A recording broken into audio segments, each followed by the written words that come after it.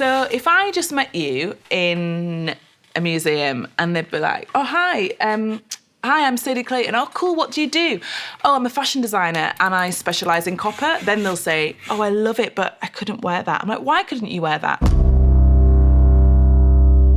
My woman is comfortable, regardless whether you're slim, whether you're a little bit more curvaceous, you're able to wear a Sadie Clayton piece and feel confident and comfortable and feel like you've got the power.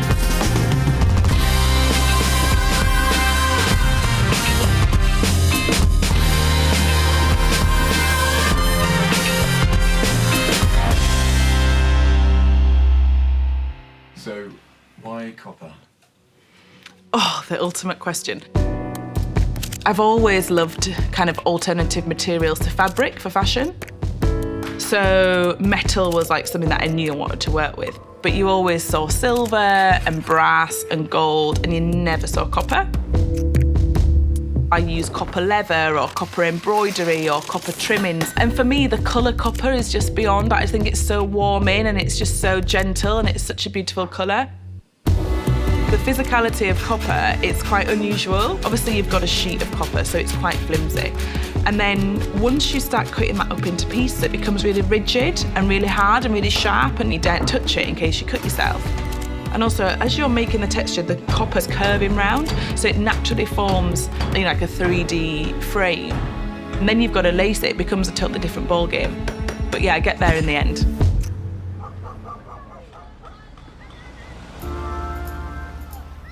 I initially have ideas for the copper metal sculptures because that's the exciting part for me. That's the bit that I love. That's the bit that I could do all day, every day.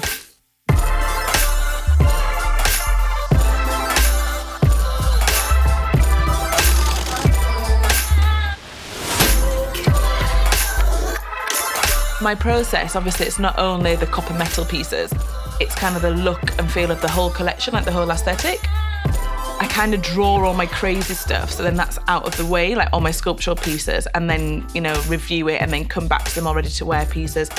Then I make the board, so then I've got a colour board and a mood. From my boards, I then create my fabric, so the embroidery, so I do all the artwork for that. And then once I finish my sketching and my designs, I'll then pass that to the pattern cutter to make all the patterns. And then in 6, 7, 8 weeks, the collection's finished.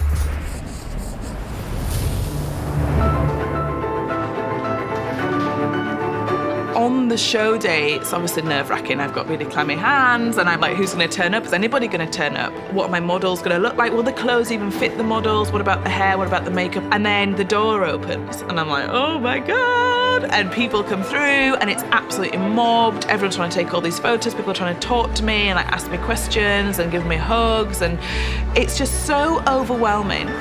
And then it's over in 2 hours and you're like, now what?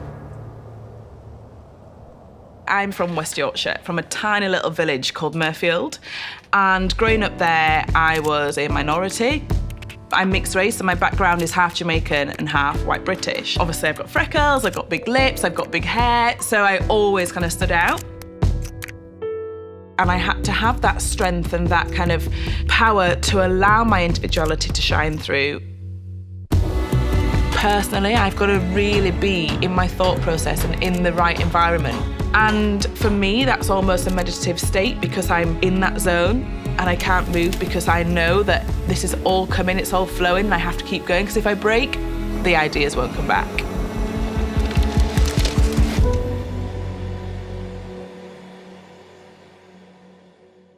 I don't make revealing tops and miniskirts and stuff. I feel that now women are just so insecure about what they're going to put on social media and the reaction that they're going to get. Whereas I feel that the woman that will wear my piece, she forgets about all of that. She doesn't care what people will think about her. I would love a woman to wear one of my 3D parkas and feel the sense of empowerment and feel the strength and the security. So yeah, I'm hoping that I'm part of that change in society. It's going to take me a bit longer to break into the market, but I don't care, I'm prepared to wait if that's it, because I want to stand by my rules and my legacy.